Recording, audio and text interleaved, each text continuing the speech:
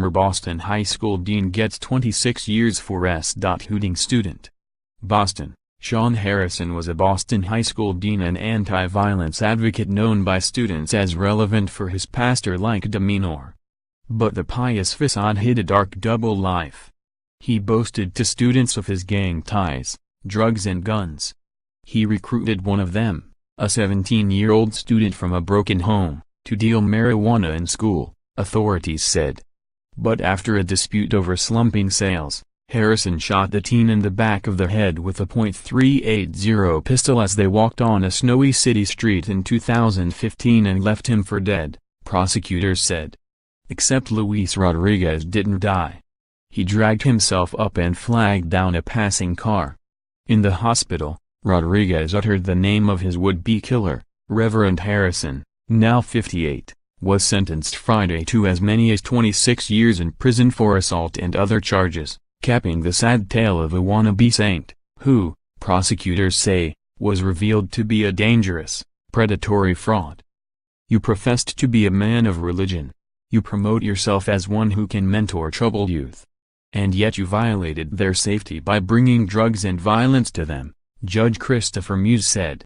Harrison arrived at English High in Boston in January 2015. Just 2 months before his arrest and after stints at other city public schools over about 5 years. He had been a community organizer and youth minister in Boston for decades, a familiar face who often worked with police and other law enforcement and helped gang members turn their lives around. "This guy is probably the last person we would expect," Police Commissioner William Evans told the Boston Globe following Harrison's arrest in 2015. He was an advocate for anti-violence. Why would he be on our radar screen? But there were warning signs early on that something was amiss. A city inquiry into Harrison's disciplinary record following his arrest found that he'd had other reprimands in his short tenure in the public school system, including warnings for pushing a female student and making inappropriate comments to 2 other students, both in 2012. The morning he shot Rodriguez in 2015, he had shoved a female student during a dispute. School officials said later they had intended to fire Harrison for that incident alone.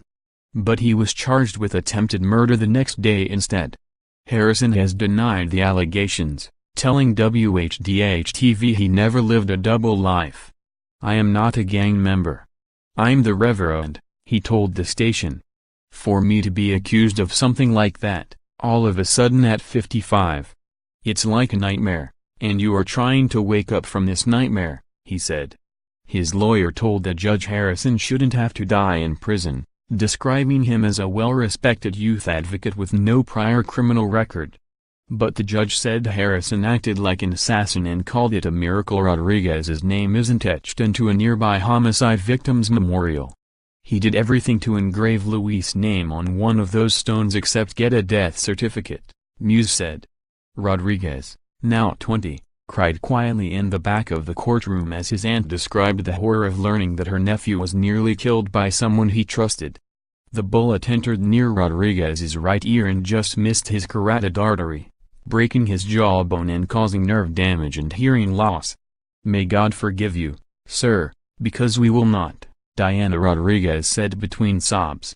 During Harrison's 2-week trial in May, prosecutors painted a portrait of a man who took advantage of youths instead of molding and shaping their lives for the better. Rodriguez testified that he had a rocky start with Harrison but soon came to confide in him about his personal struggles.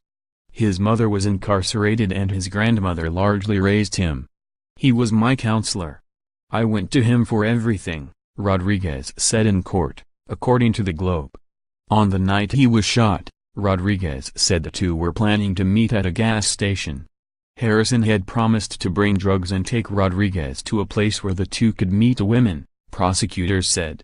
A surveillance video shows the two blurry figures walking in the snowy city street. Then one suddenly turns and runs away.